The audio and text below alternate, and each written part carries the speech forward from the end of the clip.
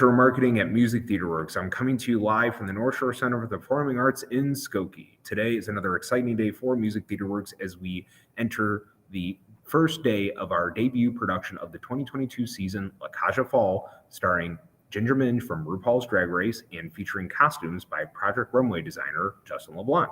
Today, I'm joined by one of our extremely talented cast members, part of La Caja Fall. Please introduce yourself. Hi, my name is Gus Francher. I am swinging the Cajals and I'm in the prologue cast. Well, I really appreciate you coming on today and answering a few questions. I have to say, just first off, the show is phenomenal. Oh my God, yeah, thank you. It's honestly, it's something that I never anticipated would be this big. And I mean, obviously Ginger leading the charge, but everyone else involved too, not just in the cast, on the creative side. You know, it's a combination that I've never really seen before.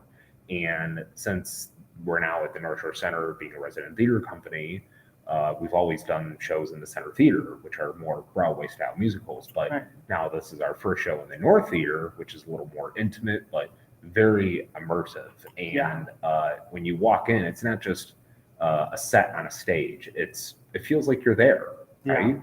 And, you know, you and others really make that feeling come through. And that's what's so important for our audience, because it's them and they're able to take that home and spread the word of how good the show actually is. And unlike other shows that we've had, the run of this goes all the way until April 3rd, you know, and so there are no excuses now as to why everyone listening right now should not be able to make it, because there are so many different opportunities. I know that's the key right there. Heard it here first. You know, that's just really it. I mean, it gives us more opportunities to get so many more people in here. And I'm not just seeing people from Illinois or the surrounding states. I'm seeing people from California, New York, Florida, all over the place coming through to, you know, experience the show. And that's great because it's building a much larger audience, and you can start to feel that live theater is coming back to where it needs to be.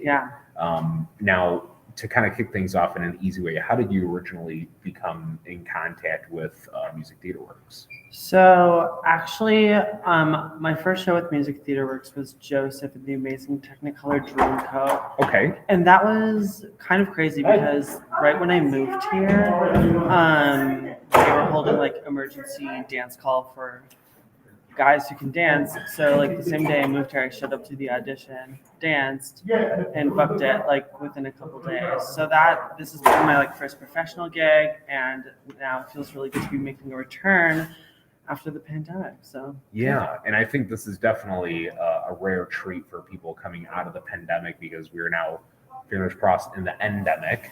And live theater is now getting back to the point where it was always supposed to be, you know? And, I mean, we claimed to be back last season, but we were still, and even for this show, we're still following, you know, mandates such as wearing face masks and proof of vaccination. But as we start to proceed throughout the rest of the season, that's going to de-escalate and it's going to go away entirely. And that's going to be very exciting for us because it opens up so many new opportunities aside from just the space that we're working with, but also for other opportunities like opening night party, like how we did yesterday. And, so fun. You know, and there's a lot of other small little things that make the show, you know, that much more enjoyable, both on stage and off. And now I know that this kind of be, you know, a little intimidating for certain people, but how does it feel working with like a big star like Ginger Minj?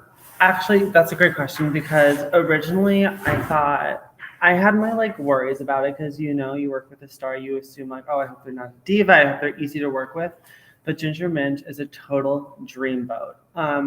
She's really attentive to everyone, whether you're on stage with her a lot, whether you have a small part in the show, whatever it may be. She knows everyone, she cares about everyone, and she's really respectful of people's time and space when they're on stage. So she's a very giving person, and very generous. I really love working with her. Very improvisational too during the show. And she doesn't say, I mean, obviously she has, you know, various lines that she has to remember, but there are many things that she says on stage that are just not planned, and it changes from show to show.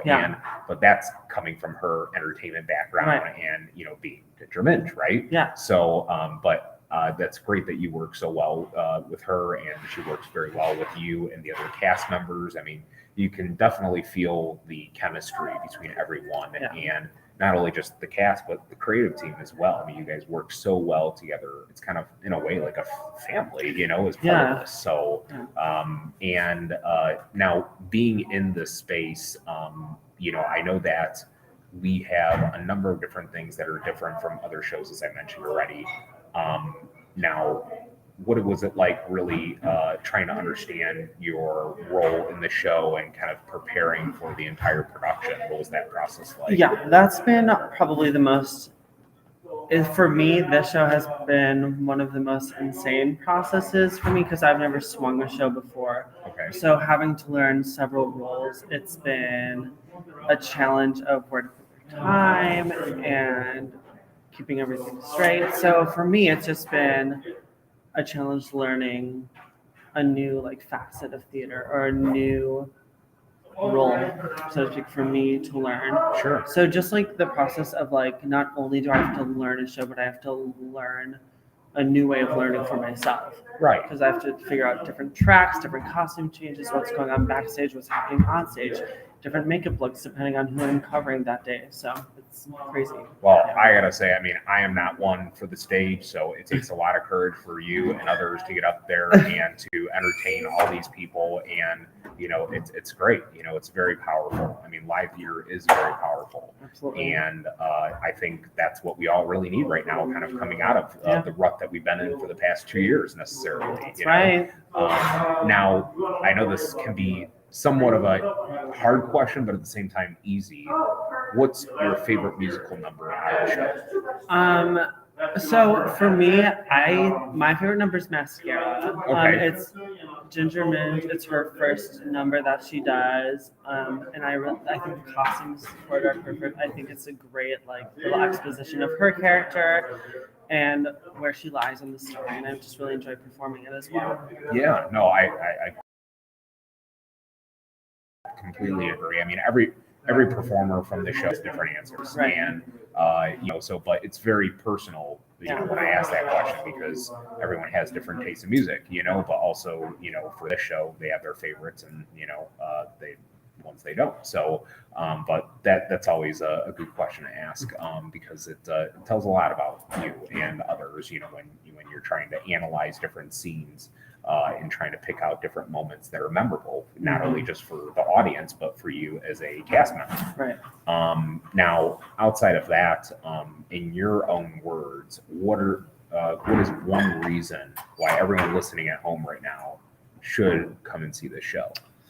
Oh, that's a good question. I think people should come see the show so they can experience joy again. Not that everyone's unhappy at home, but I think this show is about family. It's about love. It's about the joy of the people around you, different, same, whatever it might be. And I think what we do a great job in this show is including the audience. So I think it's a good little escape from whatever you're going through right now to kind of just live a glamorous life with us. Yeah, definitely. No, I couldn't agree more. And, we both agree that this is definitely an escape that's much needed, for everyone. And, this show in particular, launching this season. I mean, this season, it's turning a new chapter for Music Theater Works, and the shows that we have planned are very diverse, and it appeals to so many different audiences. But I'm so glad, and I know you are too, and everyone else is, that La Cage aux Folles kicked everything off, especially with Ginger Minge leading that charge.